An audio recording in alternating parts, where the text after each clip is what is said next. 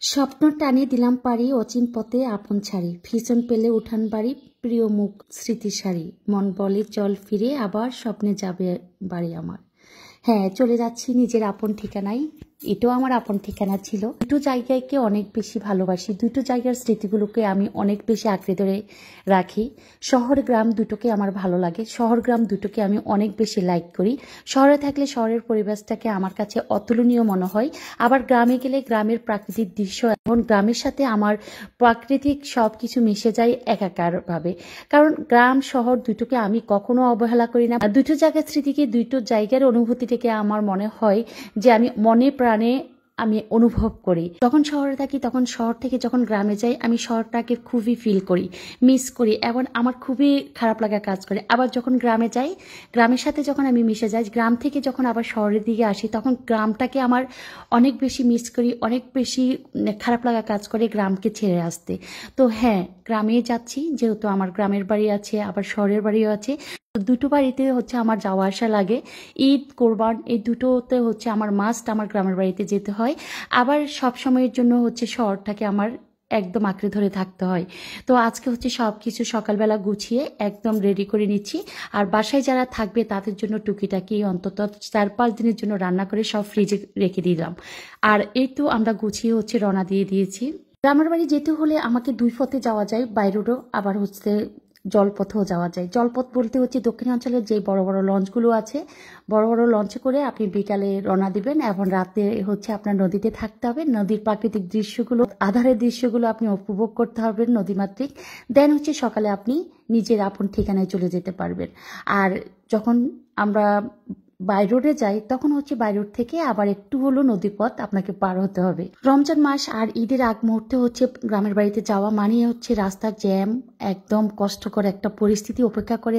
তারপরে হচ্ছে যানবাহনে উঠতে হয়। এটা আমাদের সবার জন্য, বাঙালিদের জন্য একটা কঠিন পরিস্থিতিতে পড়তে হয়। তো আমরা যেহেতু লঞ্চে করে যাব, নদী পথে যাব, তো এই তো লঞ্চ ঘাটে চলে আসলাম, লঞ্চে উঠলাম। তারপর বাসার জন্য হচ্ছে টুকিটাকি কিছু ফল ফ্রুট নিয়ে নিলাম।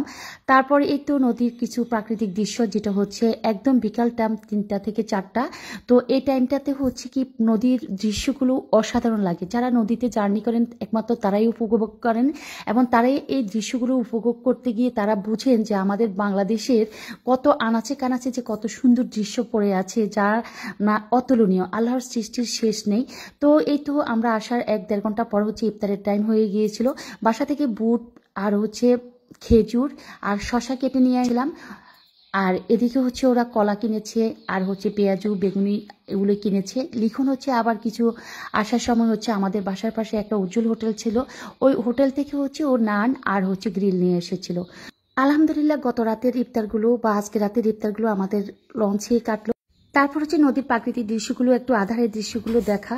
তারপর হচ্ছে রাতের 11টা থেকে 11:30টার আগে নামাজটা পড়ে দেন হচ্ছে রাতের খাবারটা খেয়ে আবার সেহরি খেয়ে ভোরে ভোরে হচ্ছে গ্রামের বাড়িতে পৌঁছে যাওয়া। আমাদের বাড়িতে পৌঁছাতে হলে আমাদের 5টা কি 5:30টার সময় পৌঁছাতে হয়। একদম ভোরে ভোরে হচ্ছে বাড়িতে গিয়ে আমরা পৌঁছাই, যেটা হচ্ছে কাক ডাকা ভোরে বলতে হয়। তো কাক ডাকা ভোরে হলো, আমরা যখন কাক ডাকা ভোরে গিয়ে পৌঁছাইছি সবার সাথে সবার দেখাশোনা কথাবার্তা শেষ। তো আমাদের বাসায় হচ্ছে একটা রেওয়াজ, সেটা হচ্ছিল যে পিঠা বানানো। এই পিঠাটা অনেক সময় শুকিয়ে রাখা যায়। এই পিঠাটা হচ্ছে 27 রমজানের দিন, যেদিন আমরা নামাজ পড়ি, 27 কদরের রাতের দিন বা কদরের দিন হচ্ছে এই পিঠাটা না বানালে আমাদের গ্রামের একটা রেওয়াজ যে অনেক কিছু হয়ে যায়, যে আমাদের এটা খেতে হবে মুসলিমদেরকে। এটা হয়তো বা কুসংস্কার বা বাঙালির একটা ঐতিহ্যবাহী খাবার বা হচ্ছে একটা রেওয়াজ, যেটাই হোক না কেন ছোটবেলা থেকে শুনে আসতাম যে কদরের রাত্রিতে বা কদরের দিনে যে এই সই পিঠা বা চোষা পিঠাটা বানাতে হয়। তো এই বানানো হচ্ছে আগেও বানিয়েছিল, যে কদরের রাতে এই পিঠাটা যখন বানানো হয়েছিল তখন সেদিনই রান্না করা হয়েছিল।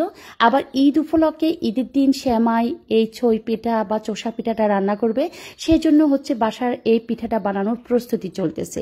তবে আজকে না, আগামী দিন হচ্ছে আমাদের ঈদ উপলক্ষে বা আজকেও ঈদ উপলক্ষে হচ্ছে এই পিঠাটা আমাদের 2 দিন হচ্ছে পরপর বানানো হচ্ছে, তবে পরিমাণে অল্প, যদিও আমরা মানুষ অনেক, জাস্ট অল্প অল্প করে সবাই খাবে সেই জন্য। ওই যে যার যেটা পছন্দ, যে যেটা খুবই বেশি খেতে পছন্দ করে সেটার প্রতি বারবার খেতে মন চায় বা লোভনীয় একটা খাবার হিসাবে ধরে নেয়। তো এটা হচ্ছে প্রত্যেকটা ঘরে ঘরে বাঙালির বা গ্রামের প্রত্যেকটা ঘরে ঘরে হচ্ছে সেমাই পিঠা আর হচ্ছে এই সই পিঠাগুলো বানানো হয়। সবাই উঠোনে বসে, কেউ হচ্ছে রোদ্রে দিয়ে শুকিয়ে রাখে ঈদের দিনের জন্য, কেউ হচ্ছে একসাথে অনেক দিনের জন্য পিঠাগুলো বানিয়ে তারপরে হচ্ছে রোদ্রে শুকিয়ে পট ভরে রাখে। তো সবার সাথে আমিও পিঠা বানানোতে অ্যাড হয়ে গেলাম।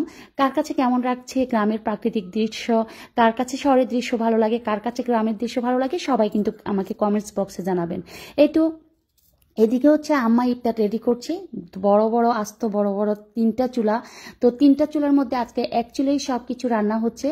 প্রথম হচ্ছে পেঁয়াজু ভাজি করা হচ্ছে, তারপরে বুট ভাজি করা হয়ে গিয়েছে। এগুলো হচ্ছে 3 কেজি বুট প্রতিনিয়ত বিকেলবেলা ভাজি করা হয়, যেহেতু বাজারে আমাদের ক্লাবে দিতে হয়, মাদ্রাসায় দিতে হয়, এতিমখানায় দিতে হয়, বাড়ির আশপাশে যারা আছেন তাদের সবার বাসায় পাঠাতে হয়, তো বাড়ির উপরে যারা আছেন তাদের ঘরে ঘরে ইফতার দিতে হয়।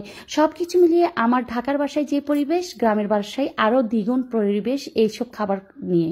তো এই তো আমার রুমের প্রাকৃতিক দৃশ্য, আমার রুমের সাইডের প্রাকৃতিক দৃশ্য। আমার জন্য এই আলমারিটা আপনার ভাই বানিয়ে রেখেছিল, একটু শেয়ার করলাম স্টাইল আলমারিটাকে। আর এই তো ইফতারের আগ মুহূর্তে সব কিছু রেডি করছি। ছই পিঠাটা হচ্ছে আম্মা মহিষের দুধ আর গরুর দুধ মিক্সড করে হচ্ছে রান্না করেছে। যেহেতু আমাদের মহিষ গরু দুটো আছে, দুটোর দুধ বাসায় থাকে সব সময় রেগুলার, সেক্ষেত্রে হচ্ছে দুটো দুধকে মিক্স করে তারপরে হচ্ছে এই ছই পিঠাটা বানিয়েছে বা রান্না করেছেন। আর আমি হচ্ছে ওই যে বেগুনিটা ঢাকার বাসায় যেভাবে বানিয়েছিলাম, আমার বেগুনি সবাই অনেক বেশি মিস করেছেন, অনেক বেশি আমাকে বলেছেন যে আপু আপনার বেগুনি ফ্রাইটা অনেক ভালো হয়েছে। তা হচ্ছে আজকেও বানালাম। তো আজকের ব্লগটা এখানে শেষ করলাম। আল্লাহ।